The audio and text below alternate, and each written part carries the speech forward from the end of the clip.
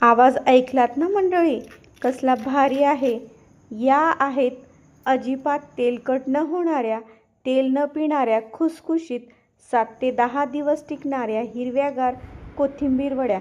बरेच जण कोथिंबीर वड्या करतात, पण काही जणांची चिवट होते तर काही जणांची इतकी कोरडी होते की खाल्ल्यानंतर घशात अडकते. तळल्यानंतर तेलकट होते, नाही तर लगेच मऊ पडते.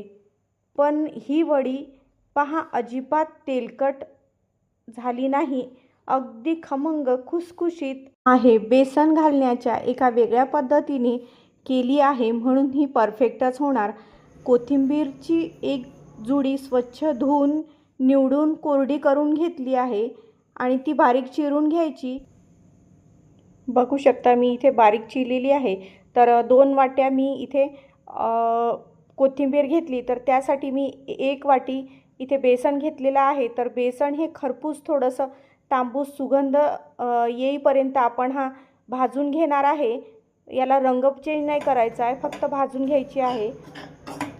आणि तुम्ही बघू शकता इथे भाजून घेतलेला आहे. तर यासाठी आपण एक ताजं वाटण तयार करून घेणार आहे. हिरव्या मिरच्या घेतल्या आहे, लसूण घेतला आणि धने घेतले आणि जिरं हे छान असं जाडसर आपण वाटून घ्यायचं आहे. जाडसर वाटून बघू शकता इथे जाडसर अशी भरड केलेली आहे. तर कोथिंबीर घेतली आहे आणि हे वाटण, हळद आणि मीठ आणि याच्यामध्ये भाजलेलं बेसन टाकून घ्यायचं आहे आणि तांदूळाचं पीठ टाकायचं.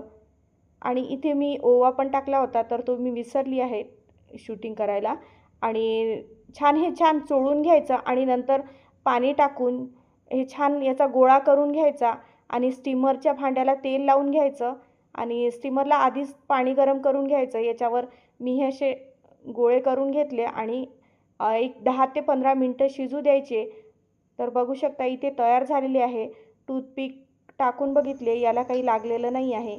आणि बघू शकता ही अशी कोथिंबीर वडी केली तर खाली काही लागलेलं पण नाही आहे. थंड झाल्यावर आपण हे याच्या वड्या पाडून घेणार आहे आणि धारदार सुरीने ह्या वड्या पाडून घ्या, म्हणजे छान कापल्या जातात. बघू शकता. आणि गरम तेल करून घेतलेलं आहे. हे तेल जास्त गरम नाही आहे किंवा जास्त थंडही नाही आहे. बघू शकता टाकल्याबरोबर बबल्स येत आहेत आणि छान हे गरम म्हणजे मोठ्या आचवरच तळून घ्या. कमी आचवर तळसाल तर हे जास्त तेलकट होऊ शकते. तर बघू शकता इथे छान अशा तळून घ्यायच्या आहे खरपूस रंगावर. ह्या वड्या 10 दिवस सहज टिकून राहतात, तर तुम्ही नक्की करून बघा.